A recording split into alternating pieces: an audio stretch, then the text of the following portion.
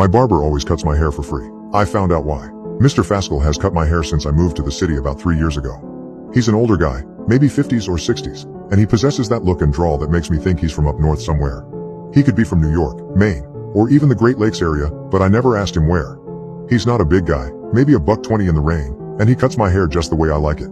High and tight on the sides, leave some on top so whoever I'm sleeping with has something to play with, and neaten up my sideburns. I can't grow a real beard or he'd probably trim that for me too.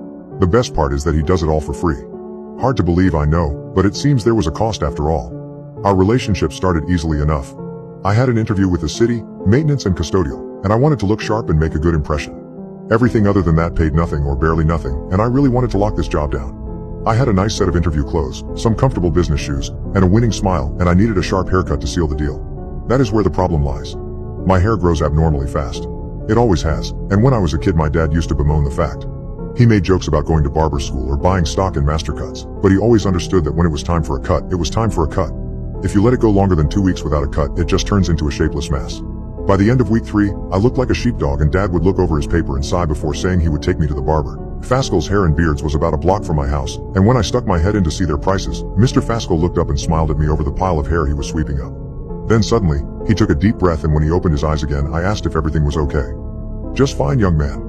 "Say, you look like a man in need of a haircut, am I right?" I told him he sure was, and he invited me in and told me to have a seat. He had about 1,000,000 questions on that first visit. "No, I didn't usually let it get this long. I liked it this way, but a little long on top. No, I didn't use any special shampoo, just dandruff shampoo from the Dollar General. No, I wasn't really prone to dry scalp, but a fella can never be too careful." On and on and on and on until, finally, it was done. He had cut it just right, the perfect length, the perfect fade, everything. I asked him what I owed him, and he told me it was free. "Come on," I'd said. "You gotta charge me something." "I let my customers pay what they can afford," he said. "So whatever you can afford is fine with me, think of it as a tip." I was okay with that and walked out with a free haircut while Mr. Fascal waved me out with a $10 tip. I left with a spring in my step. I felt like a new man, and I was ready for that job interview. I went home, got a shower, and when I looked in the mirror I knew I had this.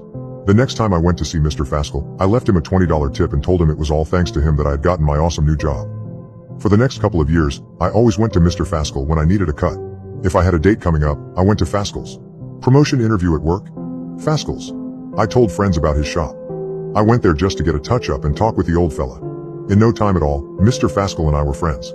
He liked the same sports team I did, watched a lot of the same movies and TV shows I did, and even liked a lot of the same classic rock that I did. It was great, and I always looked forward to my bi-monthly haircut. Then about 2 months ago it all changed. I had come in to get my bi-monthly cut, telling Mr. Fascal about the previous week as he cut and styled my hair. He was always meticulous, getting everything just right as he cut and trimmed, and when he turned me around to look into the mirror, it was the same way I had gotten it for the last 3 years. I thanked him, handed him $10, and told him I'd see him soon. "Of course," Mr. Fascal said, sweeping up the hair. "Come back anytime." I was leaving, almost a block up the street, when I realized I didn't have my sunglasses. They were my brand new Oakleys, and they had cost quite a bit of cash. I remembered having them when I came up, taking them off my head and setting them down at the station Mr. Fascal used. No problem, I thought, I'll just go back and get them. I stepped in, saying I had forgotten my sunglasses and was just gonna grab them, and that's when I saw him.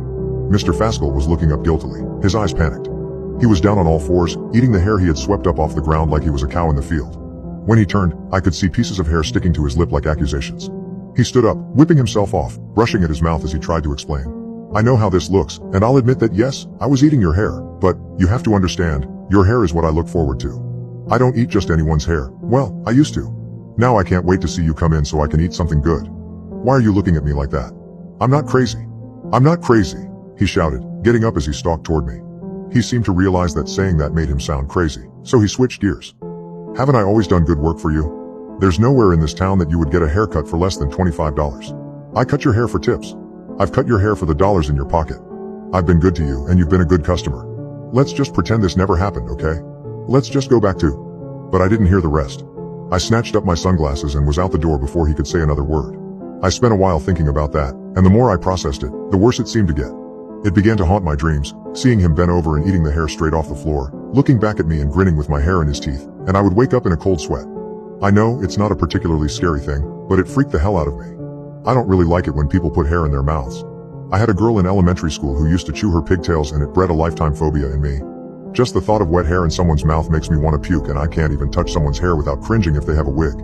A weird collection of phobias, but they're mine. It only took a couple of weeks before I started seeing new growth. My hair just grows too fast, and after 3 weeks my boss commented that I was looking shabby. He handed me a 20 out of his own wallet and told me to get a trim over lunch. I took it and started looking for somewhere to get a trim. The city had quite a few shops, but it seemed like whenever I was in one I caught someone looking at me out of the corner of my eye. It was never anything I could prove, just a feeling, and when I looked up, I could almost catch a glimpse of Mr. Fascal. He was gone when I looked, but it made me extremely paranoid. I became aware of more than a glimpse as the weeks went on. When I rode the bus to work, I caught the familiar deep inhale of someone smelling my hair. When I was standing in a lunch line, I felt my hair move as someone inhaled. When I was at Walmart buying groceries, someone actually touched my hair, but they were gone when I turned around. It led me to become something of a recluse, and I only left the house to go to work. Over time my hair grew out and I decided I would have to get another cut. I went to bed, setting my alarm so I could get up early enough to get to the master cuts down on Bonnie. It was Saturday. I had the day off, and I had chores to do before I got to the business of relaxing. As I slipped off to sleep, I fell into a familiar dream, a dream that had plagued me for weeks.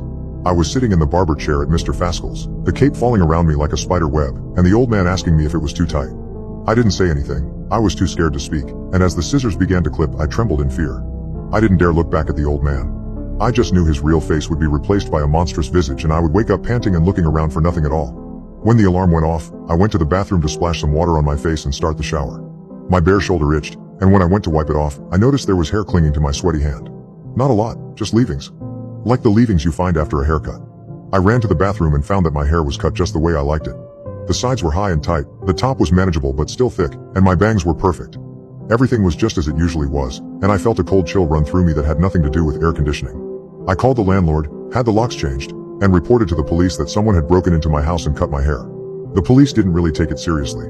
They made jokes about a midnight barber, and asked if I'd left a tip under my pillow. 2 weeks later, I woke up with another fresh haircut. But this time, I woke up completely bald. What I did find, however, was a message left on my nightstand.